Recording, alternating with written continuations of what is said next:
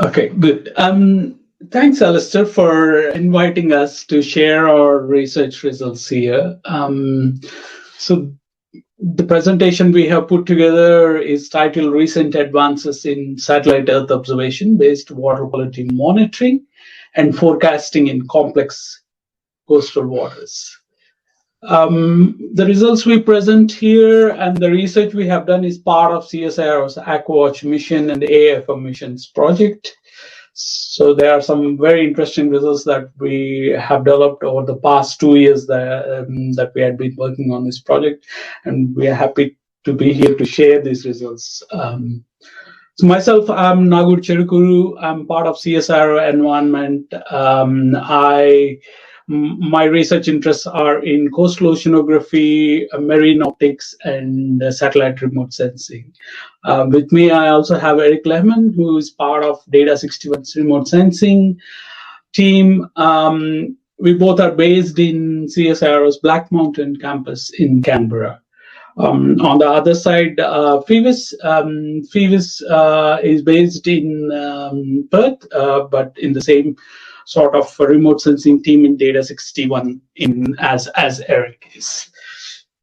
Our presentation is in two parts. Part one, I will introduce the work we have done in terms of satellite coastal water quality monitoring, and I'll hand it over to Foivos, who will pick it up, and who's joining from Perth. He will share his slides there, and he will take us through how he has gone about using these satellite data products and working towards Earth observation-based coastal water quality forecasting. And then we will indicate where the sort of approaches, like where we combine Earth observation and deep learning based techniques towards forecasting water quality using satellite observations in the last slides of future directions. Now, coming to where how did we approach this topic? We all know water quality is declining globally. We are seeing a lot of examples around the world. For example, in AquaWatch, we see examples across the pilot sites we have established in the past 3 years. For example, in the first image, what you see is the floods in Fitzroy. In Queensland, Fitzroy River in Keppel Bay in Queensland. It's in the southern part of Great Barrier Reef. And there are worries about how such floods could bring in sediment pollution, nutrient pollution, and how that would impact corals and seagrass in coastal waters. And the second image is an example from Murray River from 2022, where there is a massive fish kill due to sudden changes in water quality and rainfall. We also worked in issues that which connected to sewage and pollution. For example, we are working with Plymouth Marine Laboratory in UK, where they have concerns about when high flow conditions occur in urbanized areas, how would they impact spills from sewage, and how would that go into rivers and coastal waters? And the question comes, can we detect it? And do we have a time scale of when it was discharged and where it is ending up? So spatial information is of good demand. The last two images are connecting to the type of work we are doing. CSIRO is doing in Chile, for example, where large salmon industry has worries about how do we know about how much food is there in the water, to all the way to are there any issues with harmful algal blooms. All these informations indicate to, do we have enough information from monitoring tools? Do we have enough advanced knowledge from forecasting tools so that we can help improve the water quality management? And that again aligns with the objectives of AquaWatch mission, which takes into consideration of United Nations Sustainable Development Goals, in particular SDG 6 in inland waters and SDG 14 in coastal waters. Now, specifically, what we are looking in water quality monitoring is, for example, on the image that you see there on the right-hand side is Sentinel-2, European Space Agency's Sentinel-2 image for 31st March of 2022, where previous floods have occurred. I just heard on radio yesterday evening that there is another flood coming up in northern part of New South Wales. So the intensity and the repeat of extreme floods have become quite common. And in these sort of scenarios, we are trying to understand what is the size of the flood, what is it carrying, what is it bringing into the coastal domain, where is it being carried into. Both the transportation and transformation of particulate and dissolved substances are of a worry to coastal managers and industries that which are working in coastal area. In particular, monitoring is looking at, can we detect and track pollution sources? If so, can we inform the coastal management so that they can safeguard the marine ecosystems? Overall, this leads us to better mitigation strategies and management plans for building climate resilience into our ecosystems. Now, coming to forecasting area, there is a lot of demand from marine industries that which can use these sort of forecasting products to reduce the risk attached to working in these sort of ecosystems. Having a forecast of water quality changes and its implication to biogeochemistry would benefit and enable us to have a proactive ecosystem management. It also feeds into optimizing existing marine spatial planning and supports regulatory compliance and monitoring of this. Eventually, if we have better forecasting tools, it will help us improve our emergency responses, both at a spatial scale as well as single targeted industry level. Keeping these monitoring and forecasting demands in mind, AquaWatch mission designed the approach to provide tools that which use satellite data, cloud computing infrastructure, and advanced machine learning tools to help with monitoring products and predictive forecasting tools. If you're interested, the web link that which I shared there has got more details of the type of products AquaWatch mission is developing and the pilot areas where the mission is investing in. Now, actually coming to what is the current scenario with satellite ocean color observations. We all know the advantages of satellite observations. It provides a large volume of data. It covers large spatial context, which is quite economical than going and doing water sampling either by buoys or manual sampling. So this is the current scenario of satellite ocean color observations. I'll point out to the time scale that it is marked on top of the image that I share there with the International Ocean Color Coordinating Group. As it points out, we have data from 1978 and we are currently between 24-25, and there are concrete plans to go with new satellites up until 2029. So what that means is that we have a long time series of continuity. 4 decades worth of pixels are available there for us to learn from these images. The red color lines indicate those satellites that which have already collected sufficient data and which are retired. And the blue color are currently orbiting. It's interesting to note that NASA's MODIS Aqua and MODIS Terra, which are planned for only for 5 years, they're still collecting data up until 2024-25.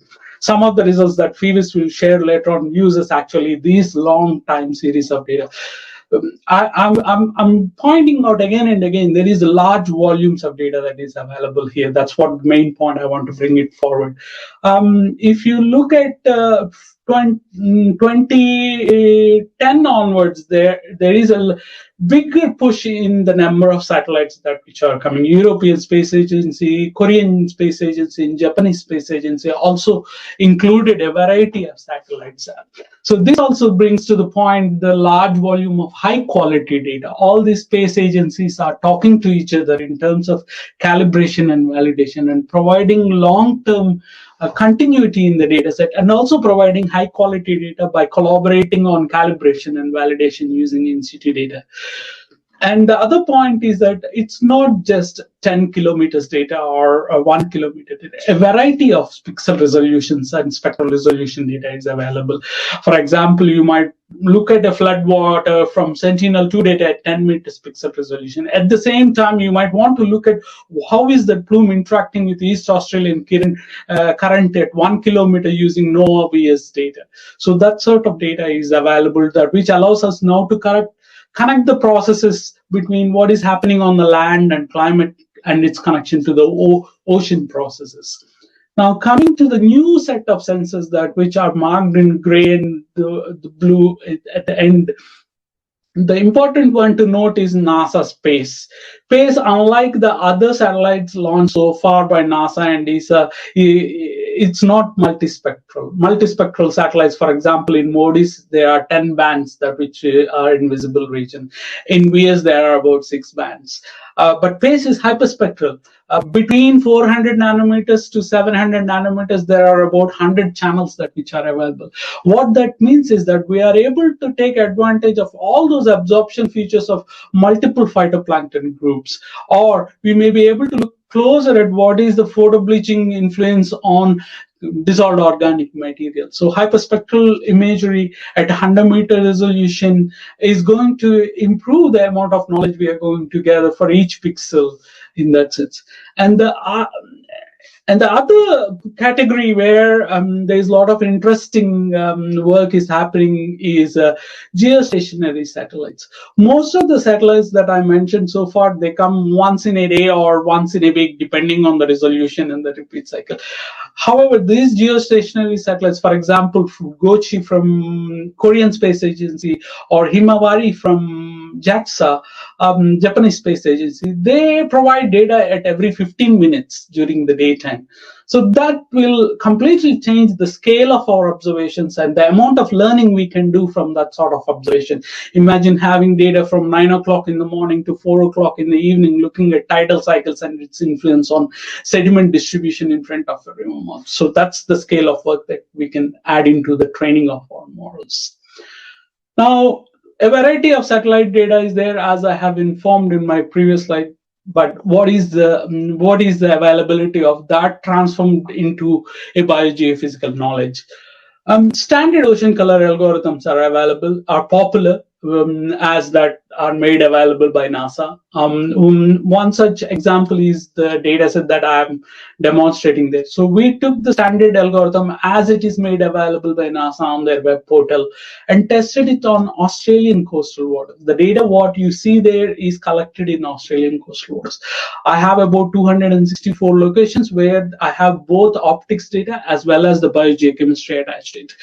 When we tested this popular model, which is called OC3M OCI from NASA, what we realized is that there is an overestimation of 262% in the chlorophyll estimation. A standard model tested in Australian coastal region has 200. What does that mean? It could have implications to what analysis we are feeding the data into. For example, it could go into inaccurate chlorophyll estimates that could feed into our bioregional mapping, and then misrepresentation of ecosystem health. If it were to use in long-term term, we are already introducing bias into these models. And this could also have influence on the models. For example, propagation of systematic biases and degraded forecasting accuracy if you are assimilating these products into a data assimilation mechanism. And if I were to use that sort of data in training a model, I'm already introducing an offset into the deep learning training when it comes to artificial intelligence-based approaches. So to overcome this challenge, what we have done is that in CSIRO, we put together an Australian biooptical data set. We collected biooptical data sets that which were measured for the past 2 decades, 2003 to 2024. And these data sets cover Indian Ocean on the western region, Coral Sea, Tasman Sea, and all the way down up to Tasmania. About 360 samples of paired biogeochemistry, chlorophyll, dissolved organic carbon, suspended sediment, inorganic, organic fractions, and their attached absorption and backscattering properties. That's a massive, unique data set that we have put together in CSIRO. Taking advantage of this spectral library, what we have done is that we have conducted forward models. The second graph that is there shows a variety of remote sensing reflectance. The blue color lines indicates the type of remote sensing reflectance you would expect in East Australian Current or pure clear waters in Indian Ocean waters. All the way you have red color plots that which represent how a spectra would look when the coastal waters are impacted by floods, for example, the New South Wales floods in 2022. However, these are still 364 samples. We don't have enough to train and represent the variety of data sets, variability that you would expect in Australian regions. So we started implementing physics-based forward modeling data augmentation, where we would introduce uncertainty at various levels, or we would introduce biogeochemical variability. That gave us an opportunity to scale up these 364 samples into 10 million data sets that which we could use to train our deep learning models. These deep learning models are provided with 70% of this data for training, and 30% was kept aside for testing these models. And when we implemented these models, you can look at my slide, in the slide, the graph indicating 0.5. The inherent errors we are seeing there for total suspended solids, dissolved organic carbon, and chlorophyll are within 25%. This is way better than what we would get from a global standard algorithms. Again, these are inherent error. The model is tested on the same data set. We also did k-fold analysis, where we realized that the model, if it is experiencing unfamiliar data set, it would go up to somewhere between 50 to 70%. Overall, the regional model we implement will bring down to 70% of the accuracy in comparison to what NASA's uncertainty overestimation to be 262. The final point in 6 shows that we have already implemented these sort of products. These products are available on CSIRO's AquaWatch portal. Here is an example. You can go to the data portal there. A variety of products are available. 20 years worth of NASA's MODIS. There are about 1 trillion pixels around Australian region for the past 20 years. If you want to assimilate that, that's large volumes of data that your model would benefit from. The model can represent data sets all the way from Indonesia to New Zealand in spatial context. In terms of what is coming next, we are moving this deep learning model to NovaVS, which has data from 2012. MODIS is very old. It can drop out at any day. So we have moved this model to VS to provide data continuity through AquaWatch. These are the sort of examples that we are using these daily images from MODIS for the past 20 years. You can generate, in this example, I'm demonstrating how you can generate 20 years mean values of dissolved organic carbon, total suspended solids, and chlorophyll on the top row. But what is also interesting is the bottom row. The coefficient of variance shows that where our coastal regions are experiencing large changes in the past 20 years. For example, if you see the dissolved organic carbon map, both Great Barrier Reef region coastal waters and Gulf of Carpentry are experiencing large changes in percentage coefficient of variance.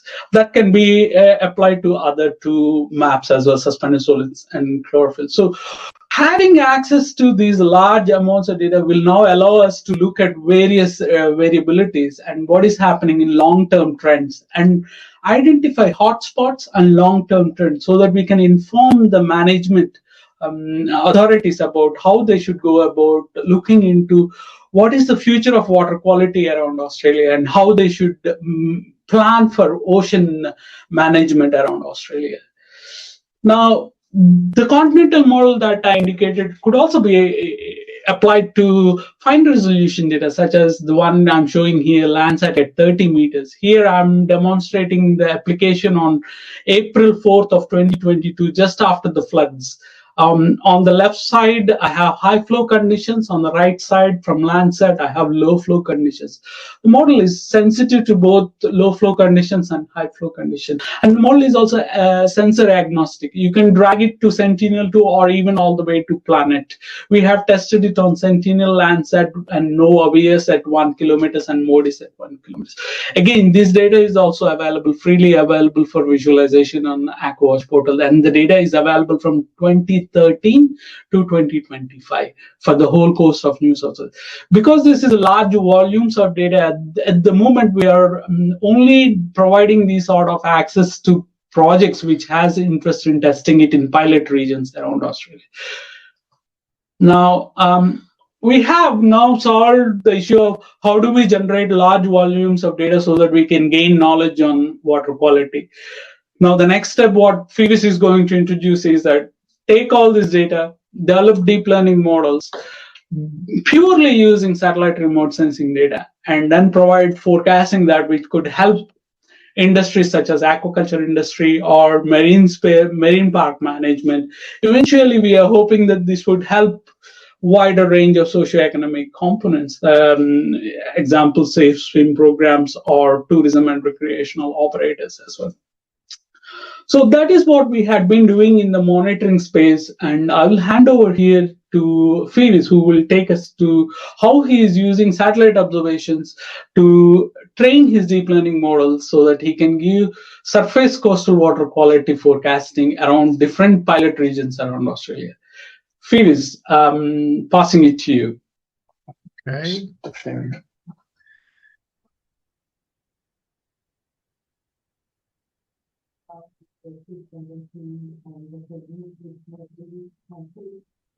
So,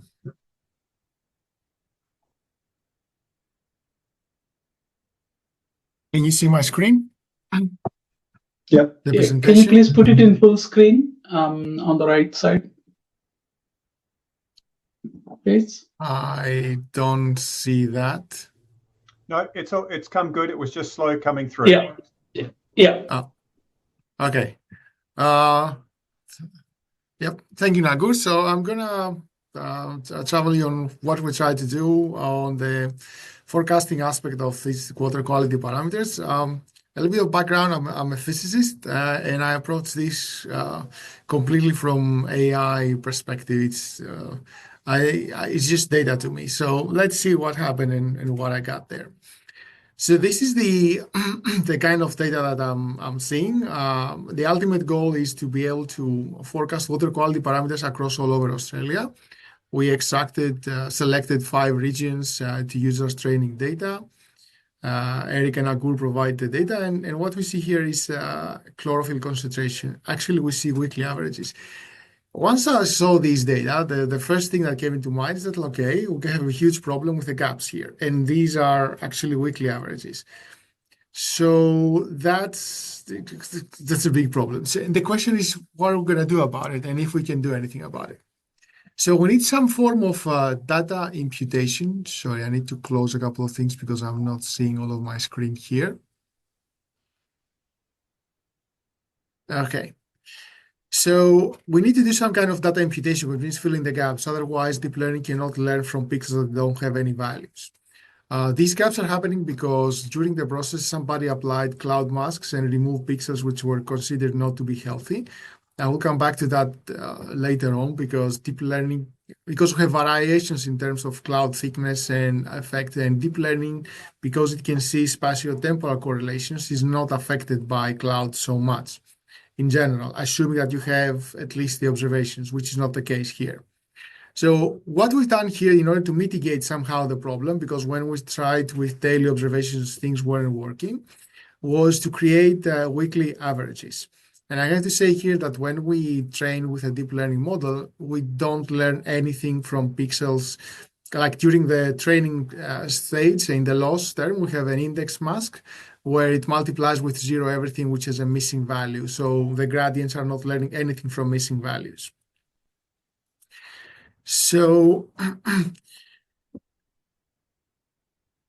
As I said, we don't have see-through. And there's one thing, in order to simulate the effect of the clouds, we found great help in the library satellite cloud generator. This library uses Perlin noise, so it creates gaps which are in spatial shape similar to the real clouds.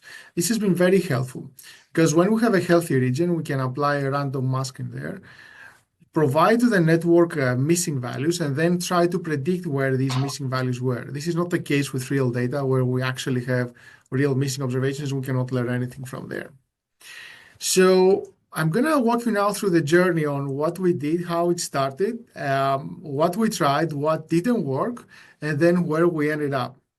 So the first thing that we started is that, okay, deep learning can see space and time. Then if I have a very large time series, because there is continuity in the motion of the concentration of chlorophyll, I should be able to learn the missing values, especially with that. And we could also utilize additional variables which are not affected by cloud, just such as currents, wind speed, and bathymetry. All these complement the picture and help the deep learning learn something more. Now, we use architecture which is already published in a previous publication on semantic segmentation, because all these problems are quite similar. You either have a time series of images to map to a time series of images, or a time series of images to map to a single image, single mask. The techniques are quite similar. So I guess now I'm going to this is the architecture that we use. I'm going to focus on the key ingredients of this architecture, which is the attention. So this is going to be from now on a little bit more deep learning. I hope it's going to be useful. So the architecture is based on a vision transformer. And a key question is, why vision transformers? So vision transformers have something which is completely different than standard convolutions. Adrian, can you see my pointer on the screen? Yep. Okay. So in the vision transformer, what's happening is that you take an initial image, you split it into patches, as you can see here on the lower left corner, and you pass it as a sequence. This is quite similar with the sequence, so when we have tokens in a phrase or words in a phrase. So then the algorithm can actually compare every token, every small patch with every other token. Now, if you go and you compare that with a standard convolution, a convolution sees it has a receptive field. And convolutions are local operations. They usually start and see 3 by 3 pixels, and they construct the pictures. So you have to have a very large number of layers to actually be able to see in one go information from all of the picture. Or else, like these 9 blue pixels here, create 1 pixel here. And then this is further seen in a 3 by 3 region to create another one. And then to see the whole image, you need to have 4 or 5 layers for the output. That increases the difficulty of the memory handling in the computer, and it also the gradient propagation. So on this aspect, vision transformers excel because with the attention mechanism, from the first layer, we can do spatial correlations, see what's happening from different areas of the image. And this extends also in time.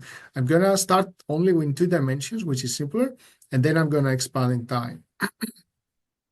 So the attention mechanism in language, because where transformers come from, is a little bit easier because they don't have the huge number of pixels that we have.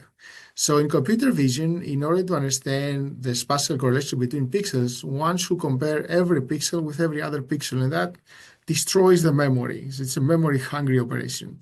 So instead, what we usually do in vision, we break the attention into channel-wise and spatial-wise. So what we essentially do is that we multiply element-wise and try to find similarity either comparing across channels or see what happened to the channels or across the pixels. And this is problematic, as we will see a little bit later. So we follow a different approach. So in the main thing of the attention, which is like some sort of a memory, if you want, or a means of exploring spatial correlations, is that you have 2 kinds of inputs. One input is the query input. It's what you are actually trying to figure out what's going on in the left, the Q. And then you have a set of key value pairs. For simplicity, I'm going to just talk about the keys. So I basically want to compare these 2 images. So instead of doing element-wise multiplication, we'll split them into patches. And now we compare each patch of the query image to each patch of the key image. And we end up with a significance mapping, if you want a heat map, of what are the spatial correlations. So I'm going to focus on this 2.0 image, which what it does is that it compares the Q2.2 patch, which is this one that I emphasize here, with all of the query. And then this is a heat map score, which says which parts of this image, the key, are similar to this part of the query. And you see that it has highlighted the correct pixels. So that's very important. And then what we can do is that in order to save further memory, if we spread out this heat map, which has reduced dimensionality, we can aggregate all this information from all other patches, and we end up with this, which basically describes what's happening over all the Q image for the K. And then we can do an upscale to V dimensions and then do element-wise multiplication. Importantly, this operation does not have memory problems because it is element-wise and it's done through CUDA, so you actually don't need the upscaling. This is happening internally in C++ code. Now, let's see why the element-wise multiplication can fail. Let's say that I have two images of a disk, one red disk and one blue disk. These two images, not only they have different color, so the triplets is 1, 0, 0, and 0, 0, 1, but also they are in different spatial dimensions. So if you do element-wise multiplication of these two images, you're going to get 0. So the traditional way of doing first channel or spatial and then the other attention simply doesn't work here.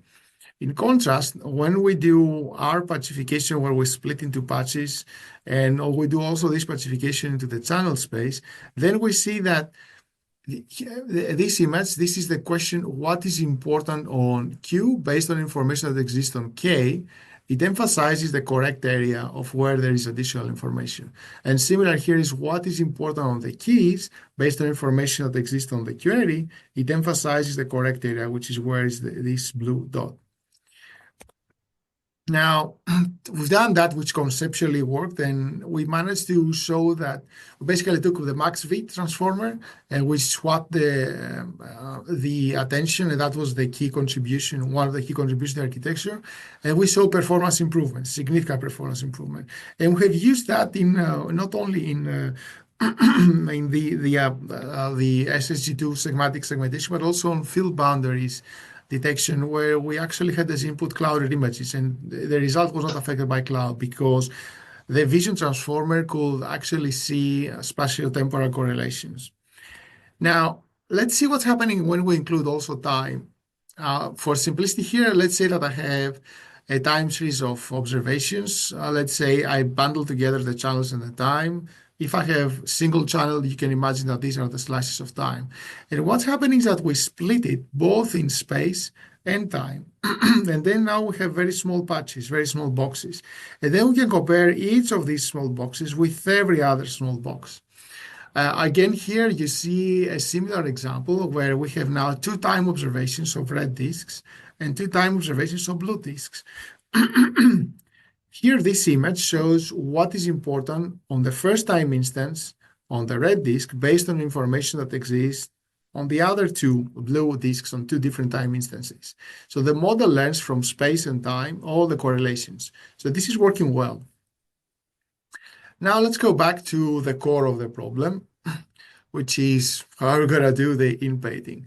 Now, when we have a model, because the real-life data have significant problems, we need to isolate the errors that come from the model performance and the errors that come from the data. So the idea is that we first get perfect data as much as possible, which do not suffer from errors, and there we can benchmark the model. And then once we're happy with that, then we move on to the real data set. There's still, of course, more challenges into real data, but then it is much easier to adapt and identify. So for that, we use the ERIFS dataset, thanks to Lachlan, their help, great help. We initially thought that, okay, ERIFS dataset has a wealth of variables. We're going to use the chlorophyll concentration because we have full observations. We don't have any cloud contamination. We're going to create cloud contamination on our own. We're going to use leave very small quantity of information, but we're also going to complement the variables with current observations, wind, and bathymetry. And let's see, can the model learn to in-paint the data? Can it learn to fill in the gaps? This is not a forecast problem. This is an interpolation problem, basically. You see some points and you try to fill in the gaps in between. So to do that, we use the architecture we developed, which is a two-branch encoder, where in one branch we put the clouded inputs. In the other branch, we add the support data. And then the goal is to predict information with where there is no cloud inference, like we try to fit the original data. This is again an example of the data. And the way we do that in the in-painting, to go from the ERIFs to the real life data, once we're happy that what's happening in ERIFs is actually working, is that we started with pre-train on ERIFs, and where we can create a set of very large artificial caps. And when we're happy with the performance there that the model has converged, then we move on to the real data, and then we fine-tune.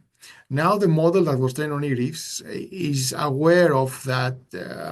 They can see through the gaps, because when we tried to do that pre-trained directly on real data, the gaps were so significant that the model couldn't learn anything. So in painting on the real data wasn't an option. And I have to mention here that even on the case, I'm going to go back, even on the case on real data, you can still apply random cloud masks and remove further material, further information, and then try to learn only from the healthy pixels. But when at that stage, we haven't tried that yet. What we tried was to input the cloud images and then learn only from healthy pixels and mask out everything which we cannot learn with an index operation. So that wasn't working directly on real data. So starting with the pre-trained model though on ERIFs, which has seen the process and has learned the basics, then we could fine-tune on real data and create some really nice results. So here you can see some in-painting results on real data with that process. Convergence was nice, performance was good, we're happy. And then we could use that data that were now in-painted in order to do forecasting. So what do you see here? You see here an example where I have input image which has additional cloud masking on it, artificial, based on the satellite cloud generation. We missed it. And then this is the ground truth, which still has missing pixels, but not as many as what we input. And this is the reconstruction. The reconstruction has filled in all the gaps. And you can see the error is very low, except for areas where actually missing values, where there it spikes up. And the reconstruction also looks sensible. Here on the last column, you can see the land mask of the corresponding areas. This is Spencer Gulf somewhere. So this was happy. We were happy there. And after we've done the in-painting, which is interpolation is easier, then we can move on to forecasting. Now, for the forecasting, we did a methodology. We followed the methodology which is similar as the large language models are trained. I guess that's an interesting thing to see from the deep learning perspective. So what we did is that we do slide in time. We input to the model 4 time observations, and we ask for the model to predict the subsequent time observation. So from observation T1, the model needs to learn to predict T2. From observations T1 and T2 together, it learns to predict T3. From 1, 2, and 3, it learns to predict T4. Crucially, this is very helpful during training because in one go, we can train on multiple steps. Now we apply causality masks both on the attention and the convolutions, and we make sure that the model doesn't see anything from the future to the past. So when we want to, for example, reconstruct time 3, it cannot see time 3, 4, and 5. That goes into the model. That's one of the key things of the transformers. So imagine this is like asking a large language model predicting the next word in a phrase. And this is some of the results that we're getting based on the ERIFs data set with this process. Now, then there is the fine-tuning step. And in the fine-tuning step now, where we have figured out the pre-training, we go and we do an iterative process where we construct as many points as we want in the future.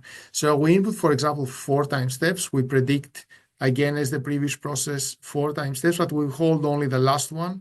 And then we input that again to the model and we predict the next 2, and then the last one, and then again and again. And in this way, we build and we keep only the last observations. So in this iterative process, then is used in training. This is more expensive because you have to do multiple forwards, in fact, 4 for every training step.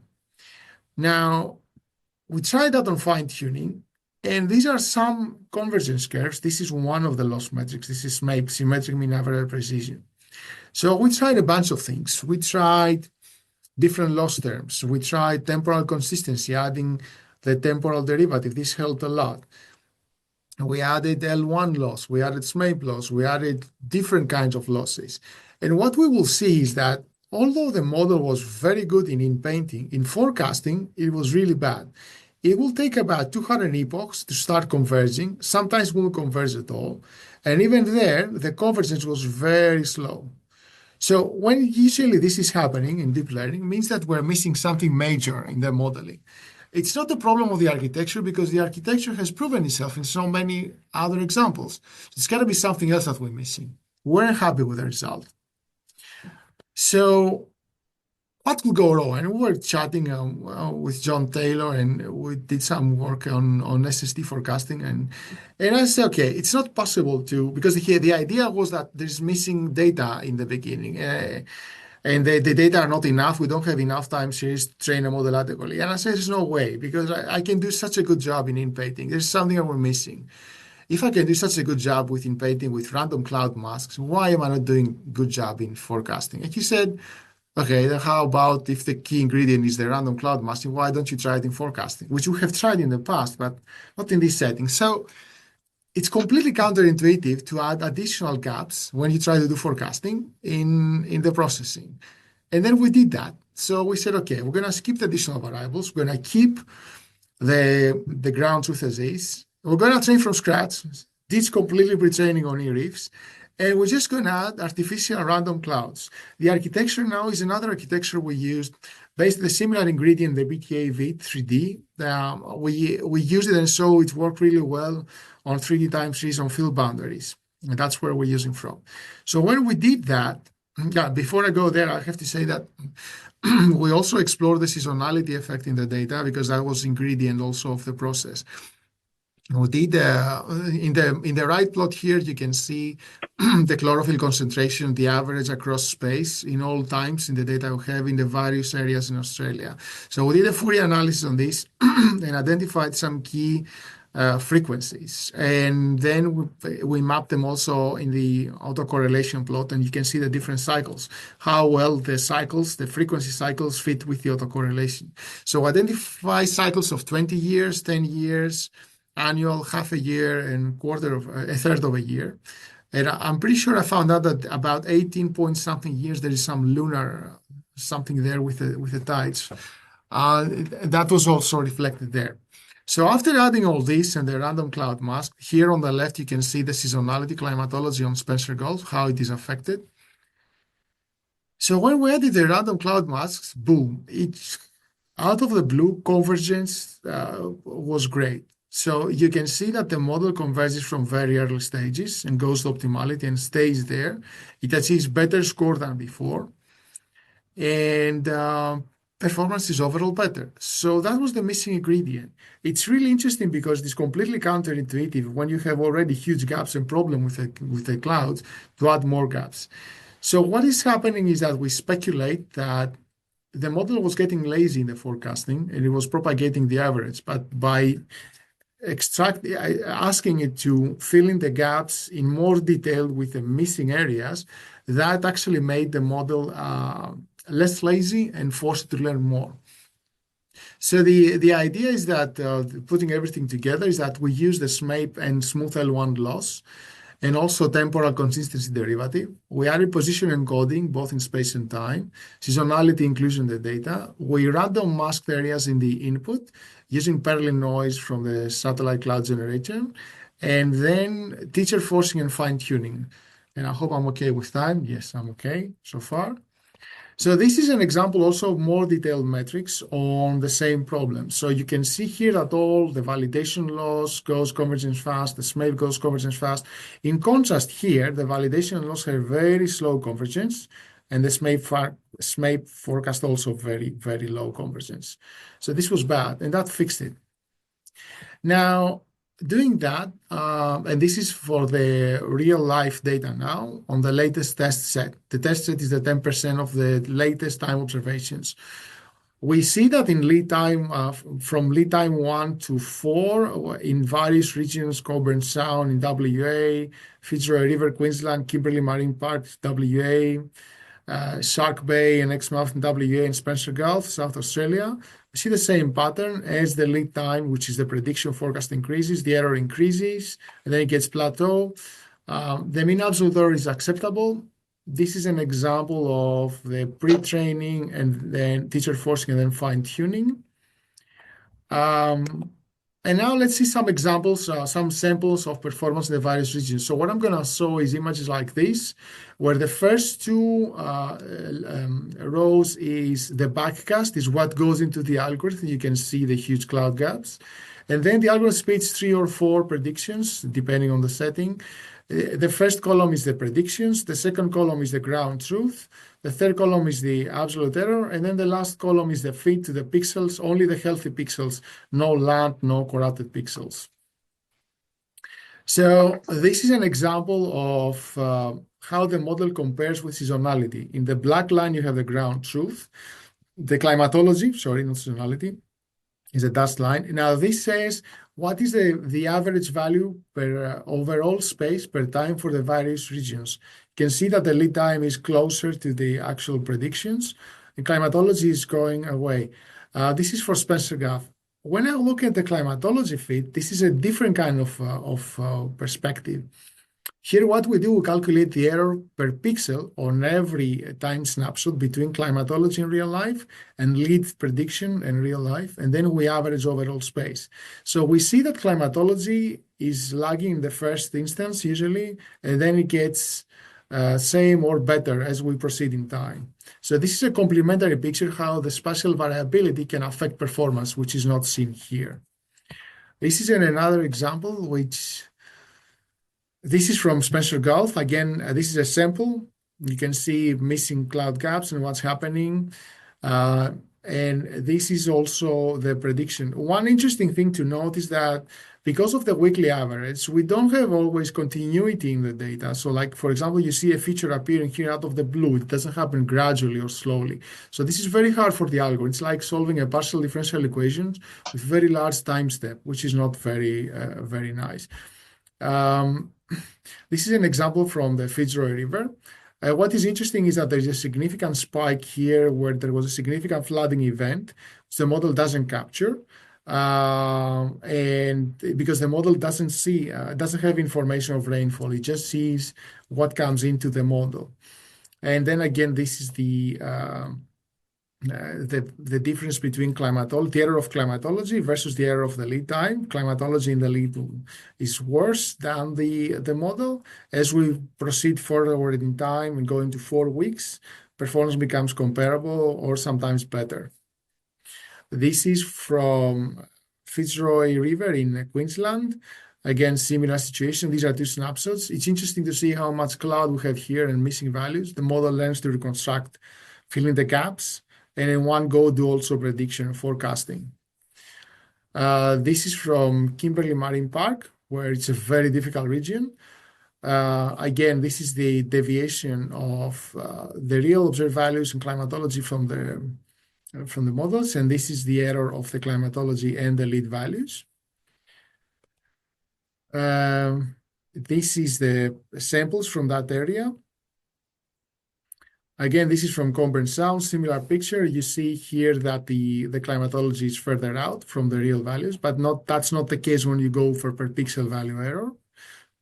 Another example, this is the Margaret River area, for those of you who know. And this is the summary now of our recipe. What's the best recipe so far? So we use weekly average data as a starting point because when we try to apply this methodology in daily data, the gaps are very significant. And I cannot increase the time resolution too much because then I'm getting memory problems. Currently, we're using 14 time steps in the past. The training strategy is teacher forcing and fine-tuning and then prediction in 2 stages. This is very helpful and we're very happy with that. The loss function is a combination of L1 and SMAPE loss. Absolutely temporal consistency derivative. The architecture is a 3-division transformer, and our choice is the one we published and we work with. Position encoding of the seasonality in the data. Now, this doesn't mean include the climatology in the data. It means include position encoding like rope or other techniques from deep learning. And the key ingredient is random masked areas. So when you do this forecasting, add random masking. This works like mask autoencoders. So the next steps on this is to, in this modeling, to include river outflow, weather information. We haven't done that, and get more information from numerical simulation like e-reefs. I'm retraining now. Physics constraints is interesting because we tried some differential equations lately on the observed data, basically to try to reproduce the rotation and curl and divergence of what we observe in the flow and the image. That didn't work in real life data, but it sort of worked on e-reefs. So that's interesting. And I hope in the future that I won't get gaps, but I will get something which will also allow the cloud contamination, because the models that we use can see through clouds. Clouds have variation. They have thin haze. They can be thick. And the operator, and it comes down to the operator how many clouds to remove or how many pixels. Deep learning, because it sees space and time, can actually see through clouds in many cases. It can extract valuable information. So we'll have more to train on. And the future direction we want to try is just like similar people create very interesting videos of raccoons playing guitars or whatever. We can use the same strategy in order to predict the future frames. So do forecasting by predicting video frames, basically. This is the diffusion process. And it's really interesting because it's complementary to what is happening now to the community of video frame generation, because sort of the systems we look are simpler in that they have physics equations and physics constraints. So we can add extra layers of constraints there and learn something more. For example, when you see a human male walking and grabbing their eyeglasses and wearing them, which is something a video generation model can create, you don't really have equations for physics for the brand of the sunglasses or the whatever it's happening there. So this is something we want to explore. And I'm going to stop here. Thank you. I hope I didn't go too much over time. Do you have any questions? Thank you. Guys, we are at 4 o'clock. If any of the audience is going to drop out, thank you for attending. Otherwise, I'll stick on for another 5 minutes for some questions. May I watch your hands if you're would like to ask a question? Either switch your camera on or wave your hand or something like this. Foivos, will you please leave it back one slide previously on the steps to on the final recipe? One more back, please. Yes. Yes, thank you. Just while we think about this one. Yep. May I ask, in general, most forecast systems are unable to predict the extreme events. And the typical explanation is there's not enough extremes in the training data. In the case of e-reefs, though, we still would have had extreme events that were represented in that data. Is there still just not enough extremes to do the training? And that's why we must introduce other supplementary information? Yes, the data are not that large in comparison with other data that we have from other sources. For example, if you think of all the videos that exist on the internet of humans, movies, whatever doing, this is orders of magnitude more than the satellite observations we have. So we don't have enough data, yes. And the coming back to the extreme events, when there is a causality. For example, I saw here the spikes from the significant flooding event. So if the model can see there's a causality, and the model can see first the rain coming in the previous time steps and can see the rain falling, then it will anticipate that something is going to happen, and it's just not going to see a spike happening here. So basically, yes, extreme events are very difficult to predict. Yes, we don't have enough data, but instead of trying to predict which time series is really very hard problem, right? We can utilize causality and additional information like rainfall, like the river network, like the outflows of the past or outflows in other areas on the river, and basically learn from that and use it as a causality. So yes. Okay. And what about an alternative in the same way that you created extra cloud gaps and that helped your algorithm performance? what if we injected extra extreme events so that we ended up with a much noisier data set to train the model on? Is this a possibility? Yes, it is a possibility and a viable one, assuming you know how to do that in a physically plausible way or in a way that is realistic in terms of the expectations in real life. If you can know how to do that, yes, and it will be very, very interesting, and we will definitely be able to increase the number of extreme events, the number of these points, and the model will learn. Yes.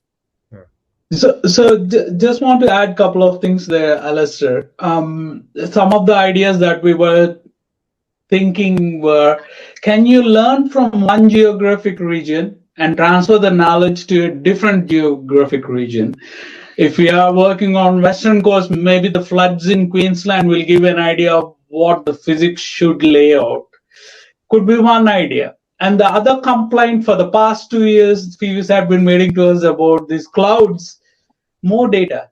Himawari, geostationary data every 15 minutes could add to the knowledge about how it would work when you reduce the amount of cloud gaps into it. The key thing what he has also pointed out is that at the moment it's purely ocean color remote sensing. We have not made the model aware of ocean currents or microwave rainfall data or river discharge data coming from Bureau of Meteorology. So quite a few things that which are reachable within our existing data sets, but there is a lot more. Unless we go and test it, we will not be able to understand how we should bring. And the point what Foivos is bringing about advanced techniques in video-based visualization or vision-based deep learning, those needs to be explored. There are a lot of things we can do, not many people in CSIRO to do all of this. Yeah, and just to say that we spent significant time trying to figure out why forecasting was not working when we're trying. And it's really counterintuitive to throw in more cloud gaps. Yeah. So it's a little bit trial and error, and it worked. Yeah. So yeah, you don't know. So we spent significant amount of time trying to figure out how to utilize wind, current, and then that didn't work. And now we just found out the random cloud. So now that we know that, we can go back to utilize additional variables, which we haven't done, and see how that is going to work. The idea of infusing their random events, especially in numerical simulation setting, that will be super beneficial. Yeah. I mean, obviously, the performance of forecasting is often judged on your ability to get the extremes right rather than the typical conditions. Yes, absolutely. Thank you. May I just ask again, someone in the room, not where I'm sitting, are there any questions for the team? Can I ask a question, please? Yes, please. Yes, thank you very much for the very interesting talk. My question is about your using numerical simulation data for pre-training and fine-tuning. How do you deal with the model potentially are biased or giving you wrong information? Well, the ultimate judge is the performance you get on the simulation. And when we did that, it was working. So the error was low and it showed improvement. In comparison with training directly to real data, it didn't work before we introduced the cloud masks. So I guess to your answer, yes, there is a potential of bias. There is a potential of all these things that can come from the numerical simulation, because real life is more complicated physics than the physics models we have. But it helped. And since numerically we established that it was helping, that was it. I cannot quantify to what extent it introduced bias from the numerical simulation on the real data forecasting. In the end, we did completely, as a first stage, the pre-training on synthetic simulation. We trained directly on real life data. So with the random cloud masks inside the training data. So now we're going to explore additionally how can we combine the random masked areas again with the EURIFS data and what we can learn there, and how that improves or doesn't the performance on real life on its own. I hope that's sure. So just want to add one more point there. At the moment, the scatter plots that Foivos is showing in his plots in the last few slides, we are looking at mean absolute error. In week 1 to week 4, the difference is whatever the input you give is compared against the ground truth. If there is a bias in the input data, that itself is going to pass through it. Now comes the question, can we nudge somehow when we know that the offset is known, and can we bring it much closer to the ground truth data? So maybe there is one more step there of bringing some sort of data assimilation techniques to nudge the forecast to come closer to the ground truth data. Whether that happens within the deep learning training or as an external layer, probably Foivos will have some idea on that. What do you think, Foivos? I don't. I don't know. Yeah, thanks, Nagur. Because it sounds awfully similar to the approach of data assimilation, right? You try to combine model and observation. You take into account their relative error and trying to combine them optimally. Thank you. Thank you. Thank you. Can I ask a question? Hi, Pallavi. Yes, please. Yeah, so I am Pallavi Govekar. I work with satellite science in the bureau, and I work with satellite sea surface temperature products, and we do have all these problems with gaps with sea surface temperature products too. My question was, what is the ground truth? What did you use as a ground truth to compare your model? The model is the observations of chlorophyll as were given to me by Eric and Nagur. So this data, where I have cloud gaps, I don't calculate any error there. I calculate error only from healthy pixels. And when you do that in a very large time series, you end up with an average error that tells you how well you're doing. On another case, though, where we have healthy pixels, we can cloud mask them and try to reconstruct them. And then that is actually real value. So then we see how well the model is doing on areas where we artificially mask the input and show the error there. Yeah. But the errors in the plots come only from healthy pixels. After we establish during training that the model performs well with low error on areas that were artificially masked. Yeah, that's the tricky part, because with the gradients and all those things that you really miss. Yeah. And going back to the previous discussion about bias correction with the SST, what we do is for every observation we provide, we also provide uncertainty, and there are bias models. And before training, whatever the data we put in, we subtract that uncertainty from our SST observation. So that might be one approach to Yes, absolutely. So I've tried in the past. There are a couple of ways of getting uncertainty, and what we actually want to do is the diffusion modeling, which is a natural way of generating probabilistically outputs, and then you can repeat again and again, and then you get the full uncertainty. And it's actually more interesting because in the case of extreme events, you might have completely different directions of the system, and which is not captured by average uncertainty dispersion in the classical statistical sense. But what we have done, I've done in the past in other data sets, is try to use the quantile loss, where it gives you also uncertainty interval, but that wasn't very happy with that. I guess here we quote as error the general error that we see on the data, and that is the lower bound of the error. We cannot give it more locally. Yeah. Thank you. All right. Thank you. Thank you.